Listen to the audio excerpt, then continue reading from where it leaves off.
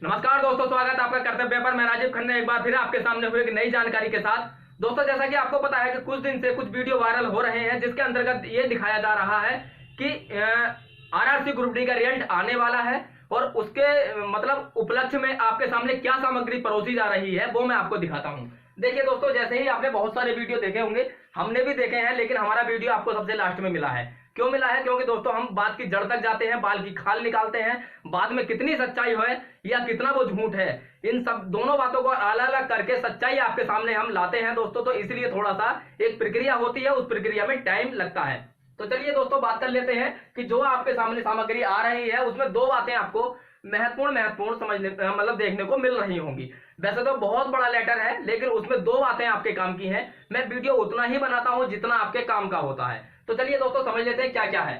तो सबसे पहली बात आपको मिल रही होगी इंग्लिश में लिखी हुई e call letter for PET can be seen only for RRC Kolkata. इसका मतलब यह है कि कॉल लेटर जो है पीईटी के लिए आने शुरू हो गए हैं। फिर दूसरी बात जो आपको मिल रही होगी वो हिंदी में आपको देखने के लिए मिल रही होगी, यह सूचना परीक्षा में बैठने के लिए अनुमति नहीं है, यह केवल आपको परीक्षा शहर एवं दिनांक की जानकारी देने और यात्रा व्यवस्था के लिए है।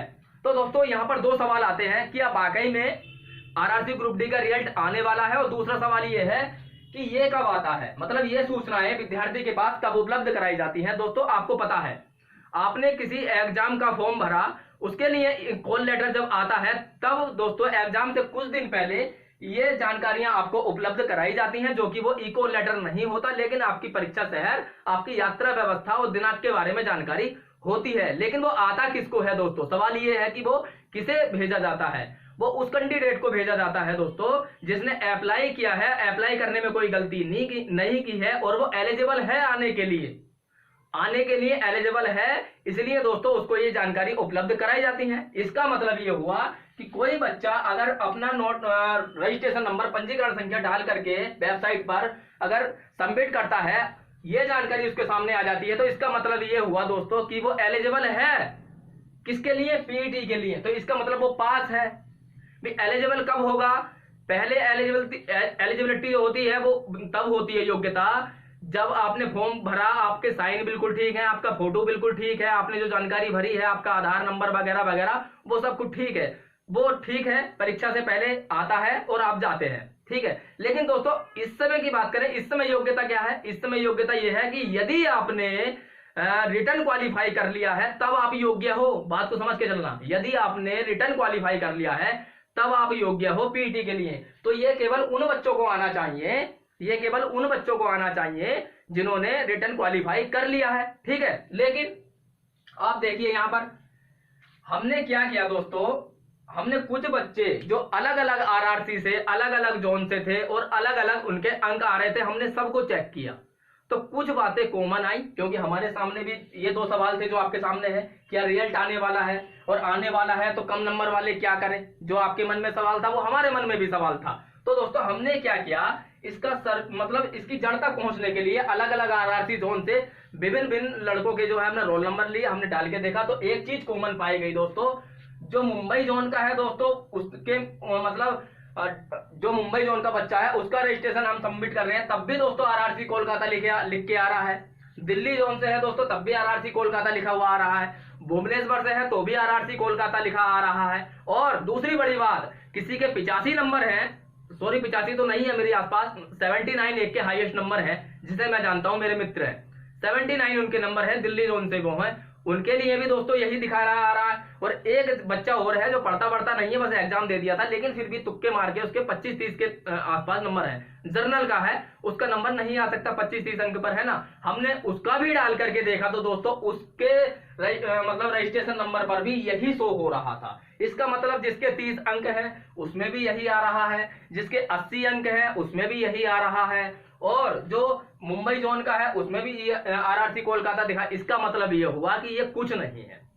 हो सकता है वेबसाइट पे कुछ और चीज हो, क्योंकि वो भाषा बहुत लंबी चौड़ी है, वो इतना तो समझ में नहीं आया। लेकिन दोस्तों जितना आपको समझना चाहिए उतना हमारे समझ में आ गया है कि इन चीजों से आपको कोई मतलब नहीं है, इन चीजों से आपको कोई मतलब नहीं है। अब बात आती है दोस्तों जिसके अंक कम है वो क्या करें। तो दोस्तों बहुत बार हर वीडियो में मैं कहता हूं, और कुछ को तो बहुत बुरा लगता है कि रोज आप कट ऑफ का वीडियो लेकर के आ जाते हो।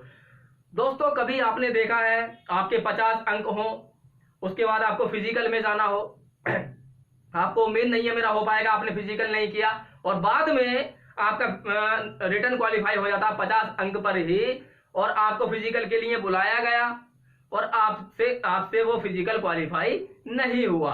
आपके साथ ऐसा नहीं हुआ है मैं मानता हूं, लेकिन दोस्तों मैं ऐसे बहुत लड़कों को जानता हूं जिन्होंने रिटर्न क्वालिफाई कर लिया था, पीटी की तैयारी सिर्फ 2018 में इसलिए नहीं की थी उनके अंक कम है और अंक कम के कारण पीटी की तैयारी ना करने के कारण उनसे दोस्तों पीटी नहीं निकला। मात्र कोई 1 सेकंड से फेल, कोई 2 सेकंड से फेल, कोई 4 सेकंड से फेल, ऐसे ऐसे बच्चे जब आए दोस्तों तो उन्हें देखकर बहुत दुख हुआ और मैंने उन्हें कहा कि दोस्तों यदि आप यूट्यूब पर हाई हाई कट ऑफ देख करके ना डरे होते, आप शुरू से ही अगर अपने फिजिकल में लगे हुए होते तो आज दोस्तों आपको यह दिन देखना ना मिलता कि हम 1 सेकंड से फेल हो गए या 2 सेकंड से फेल हो गए। यही कारण है दोस्तों, उसके बाद वो आज तक बेचारे तैयारी कर रहे हैं, सिलेक्शन नहीं हो पाया है।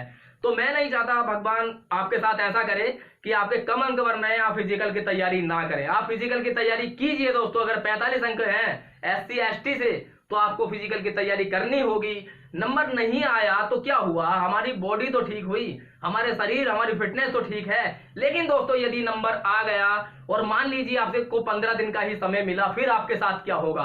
फिर दोस्तों वही होगा जो इन बच्चों के साथ हुआ कि आप केवल सर पकड़ के रोएंगे कि शायद हम पहले से पीटी की तैयारी कर लेते। तो इसलिए दोस्तों हमने एक मुहिम चलाई है कि हम पीटी का वीडियो भी बहुत जल्द अपने चैनल पर डालेंगे और हमारे जो बच्चे हैं ग्राउंड में ले जाए करेंगे उनको और उनसे हम जो है उससे संबंधित जितनी भी जानकारी होंगी पीटी से संबंधित वो सबको आपके सामने उपलब्ध कराएंगे। आपसे हाथ जोड़कर निवेदन है दोस्तों, आप चैनल को सब्सक्राइब कर लीजिए।